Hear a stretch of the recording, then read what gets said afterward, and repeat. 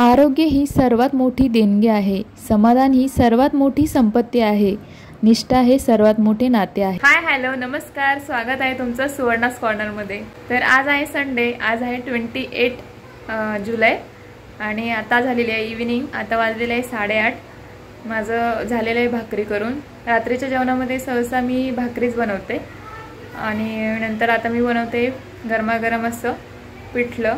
अजूनपर्यंत जर चॅनलला सबस्क्राईब केलं नसेल तर सबस्क्राईब करा, लाईक करा, शेअर करा, जेणेकरून माझे व्हिडिओ पुढील लोकांपर्यंत यूट्यूब पोहोचवण्याचं काम करेल. आणि सबस्क्राईब केलं असेल तर घंटीचं बटन प्रेस करा, म्हणजे माझ्या येणाऱ्या नवीन व्हिडिओचं नोटिफिकेशन तुम्हाला येईल. चला अजून काय काय करायचं आहे मी ते दाखवते.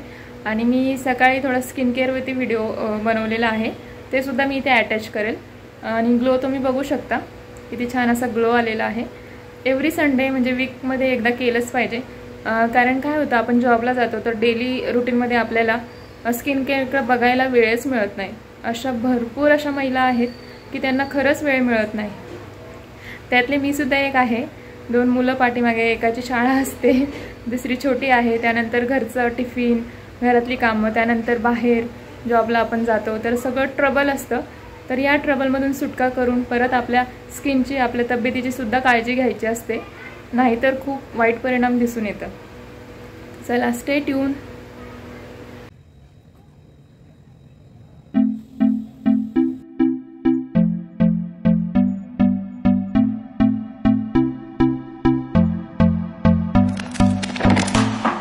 ही माझा फायनल ग्लो फेस पॅक लावल्याच्या नंतर बघू शकता तुम्ही. मी चेहऱ्याला काही लावलेलं नाहीये आणि आपल्याला काही लावायचंच नाहीये.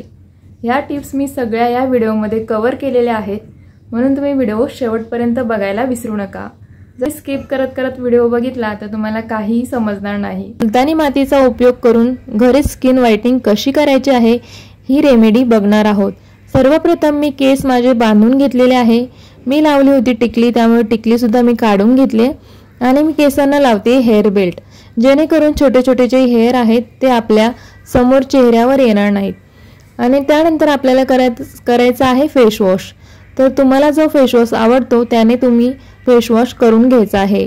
फेस वॉश करून झाल्याच्या नंतर व्यवस्थित असं टॉवेलच्या साहाय्याने डॅब डॅब करून त्वचा आपली व्यवस्थित ड्राय करून घ्यायची आहे. त्यानंतर आपल्या रेमेडीसाठी लागणारे साहित्य बघूया. फर्स्ट इथे घेतलेले आहे मुलतानी माती, 1 चमचा मुलतानी माती. ही रेमेडी ड्राय स्किनसाठी आहे. तर मी त्याच्यामध्ये टाकते आहे दूध. इथे मी घेतलेलं आहे प्युअर कच्चं दूध घेतलेलं आहे, कारण कच्च्या दुधामध्ये जेवढे छान न्यूट्रिशन्स असतात तेवढे गरम केलेल्या, बॉईल केलेल्या दुधामध्ये नसतात. हे स्किनसाठी खूपच उपयुक्त आहे. मी इथे घेतलेलं आहे 1 चमचा मध. पेस्ट तयार झालेली आहे. व्यवस्थित अशी फाईन पेस्ट आपली तयार करायची आहे. पेस्ट तयार झाल्याच्या नंतर चेहरा तर आपण धुवून घेतलेलाच आहे.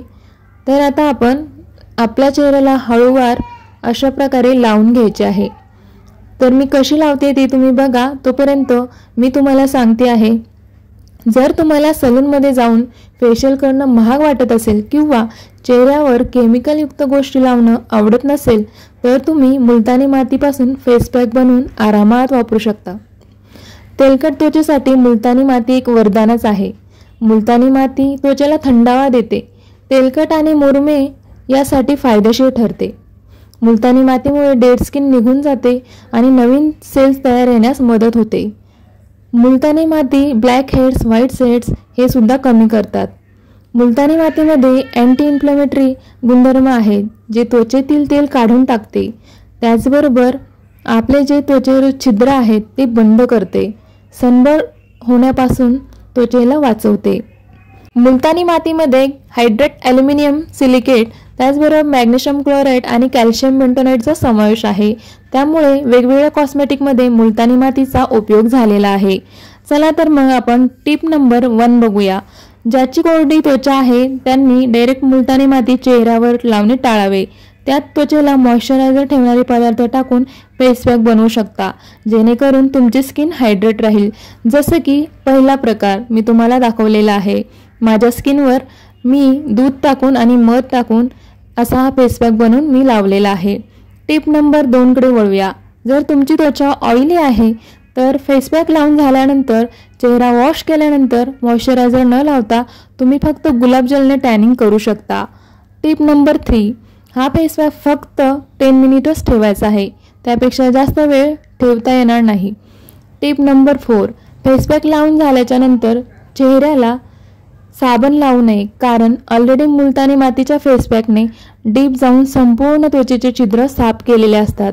जर तुम्ही फेसवॉश यूज केला तर फेस मास्कचा काही फायदा होणार नाही आणि तो व्यर्थ जाईल.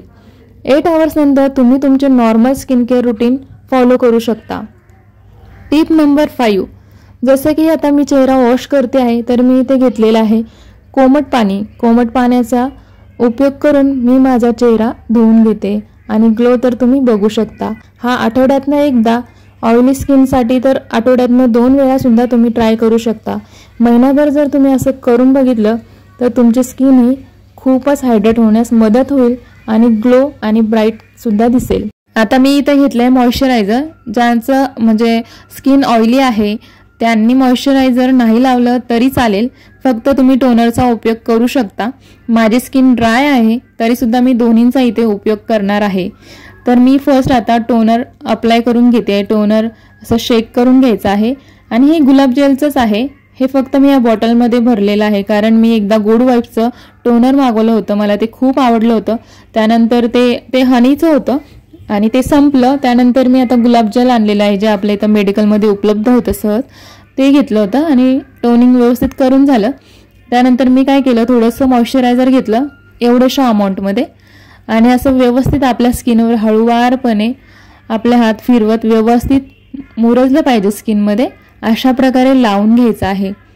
कुठल्याही गोष्टीसाठी थोडासा वेळ द्यावाच लागतो.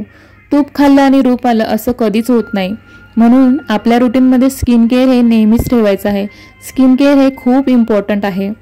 लगेच आपले पिंपल जातील, रात्रीतून गायब होतील असं काहीही जादू होत नाही. त्यामुळे स्किन केअर इज मस्ट आहे. तर असं मसाज देऊन घ्यायचा आहे. ह्या काही फेस योगाच्या स्टेप आहे, जसं की पार्लरमध्ये गेल्यावर आपल्याला रिलॅक्सेशन मिळण्यासाठी किंवा फेशियल जेव्हा आपण करतो तेव्हा अशा काही एक्सरसाइज, अशा काही फेस मसाज आपल्याला दिल्या जातात. आपल्या डोळ्याच्या खाली देखील आपल्याला व्यवस्थित मसाज देऊन घ्यायचा आहे, जेणेकरून व्यवस्थित आपलं अंडर आय सर्कल जे असतात ते कव्हरअप होतात, जास्त प्रकारे दिसून येत नाही. मी सुद्धा अशाच टिप्स फॉलो करून माझे अंडर आय सर्कल्स घालवलेले आहेत. न्यूट्रिशनकडे दुर्लक्ष होतं, जॉबमुळे किंवा झोपेमुळे असे अंडर आय सर्कल आलेले असतात. जर तुम्ही डॉक्टरकडे गेला तर डॉक्टर तुम्हाला बोटॉक्स ट्रीटमेंट प्रिस्क्राईब करतात, पण बोटॉक्स वगैरे एवढं सगळं चांगलं नसतं, खूप घातक आहे ते सगळं. तर जास्त रिंकल्स वगैरे येऊ नये यासाठी आपण घरीच अशी काळजी घेतली पाहिजे, मी तर हेच सांगेल. त्यानंतर आपल्याला अशी व्यवस्थित टॅपिंग करून घ्यायचं आहे सगळ्या स्किनला, जेणेकरून ब्लड सर्क्युलेशन हे व्यवस्थित होतं. आणि प्रत्येक वेळी मी हेच सांगते, जेव्हाही कुठले स्किन केअर तुम्ही करता तेव्हा आपल्या ओठांकडे कधीच दुर्लक्ष करू नका, कारण ओठ हे आपलं मेन फीचर्स आहे. ओठांना लिप बाम किंवा वॅसलिन हे लावायचंच आहे, त्यामुळे आपले ओठ जे आहे ते हायड्रेट राहतात. आता मी घेतली टिकली लावून आणि फायनल ग्लो तुम्ही बघू शकता. रिझल्ट तुमच्या समोर आहे. फक्त 10 ते 15 मिनिटानंतर एवढा छान असा ग्लो आलेला आहे, तो सुद्धा अगदी इन्स्टंट.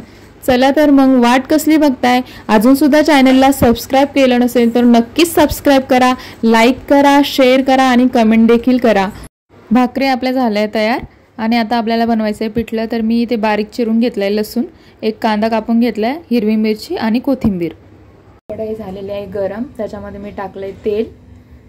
आता आपल्याला ना जिरं टाकायचं आहे त्यामध्ये, तर मी इथे टाकून घेते जिरं मस्तपैकी. त्यानंतर टाकते लसूण,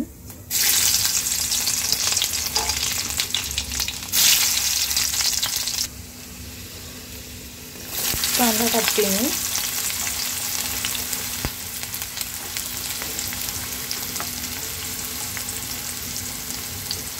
सर्व कांदा टाकून घेतलेला आहे आणि गॅसची फ्लेम लोच ठेवायची. छान मिक्स करायचं आहे. हिरवी मिरची, ॲक्च्युली काय झालं, माझा ट्रायपॉड नाही आहे, आधीचा ट्रायपॉड होता तो तुटला आहे, म्हणून थोडंसं राईट लेफ्ट चालू आहे माझं हातामध्ये घेऊन. तर आता मी टाकते आहे चवीपुरतं मीठ, कारण कांदा मस्तपैकी छान असं शिजेल तेलामध्ये. मिरचीसुद्धा छान फ्राय झालेली आहे, खाताना सुद्धा तिखट नाही लागणार. पाव चमचा हळद, जवळजवळ हा 1 चमचा कांदा लसूण मसाला आणि हे आहे एव्हरेस्टचं लाल तिखट, हे सुद्धा आहे 1 स्पून. तर आता इथे आपण कढईमध्ये टाकून घेऊया आणि व्यवस्थित पुन्हा मिक्स करून घ्यायचं आहे.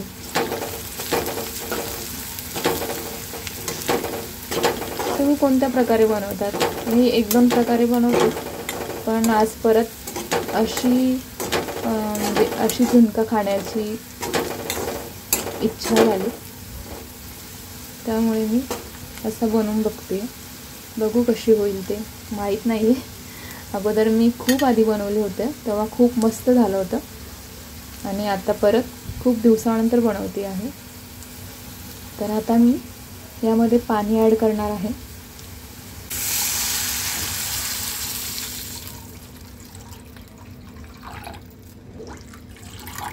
तर पाणी मी एवढं अंदाजे म्हणजे पूर्ण एवढा भरून पाणी मी टाकलेलं आहे. मीठ तर आपण टाकून घेतलेलं आहे आणि आता थोडीच कोथिंबीर टाकली मी, अजून थोडी साईडला ठेवली, वरून टाकूया आपण नंतर. आणि हे 4 स्पून घेतले मी चणा पीठ. गॅसची फ्लेम हाय ठेवायची आहे, म्हणजे लवकर आपल्याला उकळ येणार आहे. तर मी काय केलंय, मोबाईल थोडा साईडला ठेवला आणि तुम्ही बघू शकता की आपल्या याला उकळ आलेली आहे. तर मी आता ना चणा पीठ त्यामध्ये टाकून घेते. होप्स तुम्हाला दिसत असेल इथून. सो चला,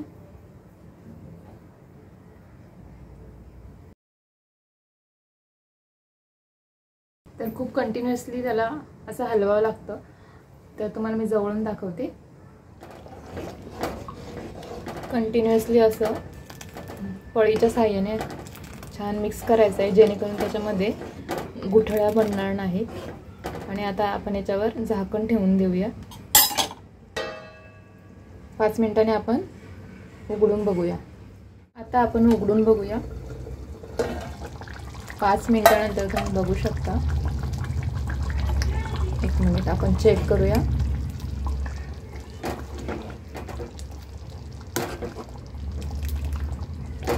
अजून थोडंसं आपण याला शिजवून घ्यायचं आहे. अजून थोडंसं दाटसरपणा आला पाहिजे. तुम्हाला कशी कन्सिस्टन्सी हवी त्याच्यावर डिपेंड करतं. तर मी अजून 5 मिनिटं शिजवून घेते. आता आपण उघडून बघूया. कन्सिस्टन्सी दाखवते. तर आता या स्टेजला गॅस बंद करून घेते, कारण आम्ही भाकरीसोबत खाणार आहोत आणि भातासोबत भाकरीसोबत हे खूप छान लागतं. अशीच कन्सिस्टन्सी मी ठेवते नेहमी. तर मी आता गॅस बंद करणार. गॅस केला आहे बंद. आता आपण याच्यामध्ये ना फ्लेवरसाठी मस्त कोथिंबीर टाकूया. कोथिंबीरमध्ये खूप सारं कॅल्शियम असतं आणि खायला पण रुचकर असं लागतं. तर मी टाकली कोथिंबीर आणि आता बंद करून ठेवू, मग जेवताना खाऊयात. चलो. जेव्हा मी जेवण बनवते ना, तेव्हा थोडी थोडी भांडी निघाली असतात. म्हणजे प्रत्येकजण जेवण बनवतं किचनमध्ये, तेव्हा पसारा होतोच. तेव्हाच मी थोडी थोडी भांडी क्लीन करून ठेवते. तुम्ही असं करता का मला नक्कीच सांगा. आता फक्त माझा हा ट्रे बाकी आहे, तर मी वॉश करून घेते. प्रत्येकाची ट्रिक ही वेगळी असते, प्रत्येकाची टेक्निक वेगळी असते. आणि मग आपल्या किचन ओट्यावर बघा पसारा राहत नाही, किचन नीट अँड टायडी राहतं आणि आपल्याला कंटाळासुद्धा येत नाही. So stay tune. आता 9:30ला 5 मिनिट बाकी आहे. स्वयंपाक तर माझा झालेला आहे, पण मला बनवायचे आहे लाडू. तर लाडू मी कशासाठी बनवते सांगते तुम्हाला. तर हे आपलं लाडूचं सगळं साहित्य मी ते घेतलेलं आहे. मखाना वगैरे, खसखस आणली, परत बदाम, काजू, पंपकिन सीड सगळं मी आणलेलं आहे. आता मी लाडू बनवून घेणार आहे. तर लाडू कशासाठी बनवते हे मी आधी सांगते तुम्हाला.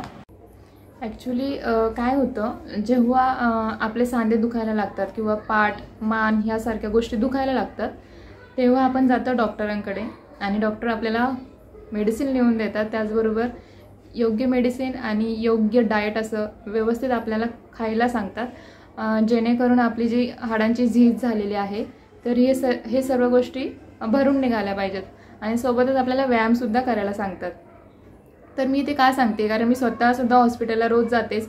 मी बघते कसे पेशंट येतात, कसे असतात. कोणाकोणाचं हायर ओबेसिटी असते, तर काही वजन वाढवण्यासाठी प्रयत्न करत असतात, म्हणजे अनेक प्रकारचे. त्यासोबत कोणाला डायबिटीज असते, कोणी डायबिटीज कंट्रोल करण्यासाठी प्रयत्न करत असतात. आणि बहुतांश लोकांना नी पेन आणि जॉईंट पेनच्या खूप समस्या आहे. तर काय होतं, आफ्टर डिलिव्हरीनंतर ना, आफ्टर 40 किंवा आफ्टर 30 म्हणायला हरकत नाही, आजकाल सगळ्यांनाच हा त्रास सुरू झालेला आहे. त्याचप्रमाणे मलासुद्धा झालेला आहे. काय झालं, माझा ॲक्सिडेंट झाला होता. तर तेव्हापासनं रोडवर पडल्यामुळे माझ्या पाठीला थोडासा मार लागला होता. आणि माझ्या प्रेग्नेन्सीमध्ये मला मेडिसिन दिल्या गेले नव्हते. सो मला असं वाटतं की ते पेन मला आत्ता चालू झालेलं आहे. मग मी दाखवलं डॉक्टरांना. हवं तर मी ते प्रिस्क्रिप्शन जॉईन करते, तुम्ही बघू शकता. सरांनी मला गोळ्या पण दिल्या होत्या लिहून. मेडिसिन दिल्या. मी एकही मेडिसिन आणलेली नाही आहे, कारण मला मेडिसिन घ्यायला आवडतच नाही. त्यानंतर मला एक्सरसाइज सांगितल्या, ते मी केले. कारण एक्सरसाइज मी आधी स्वतःहून केल्या, कारण मला एक्सरसाइज करायला खूप आवडतं. मग नंतर मी गेले फिजिओथेरपीकडे. आमच्या इथेच डॉक्टर आहेत, खूप छान आहे.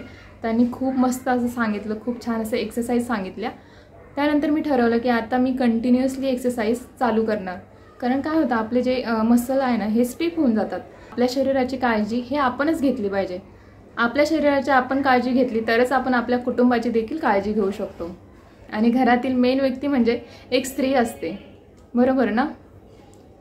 तर मी हे लाडू बनवते आहे, कारण माझ्या प्रेग्नेन्सीमध्ये म्हणजे आफ्टर डिलिव्हरी ना, माझ्या आईने खूप छान लाडू बनवले होते. पण त्याच्यामध्ये थोडीशी मेथी घातलेली होती आणि अजून डिंक पण होता. तर त्याच्यामुळे पाठीचं दुखणं वगैरे असं काही जाणवलंच नाही. आणि माझी तब्येत तेव्हा खूप चांगली झाली होती.